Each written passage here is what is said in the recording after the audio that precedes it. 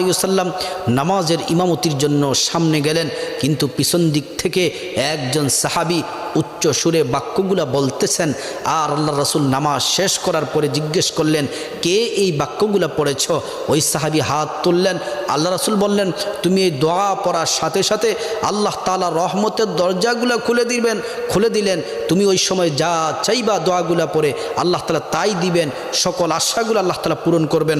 দোয়াটি হচ্ছে আল্লাহু আকবার কাবীরা ওয়ালহামদুলিল্লাহি কাসীরা ওয়া সুবহানাল্লাহি বুকরাতা ওয়া আসীলা।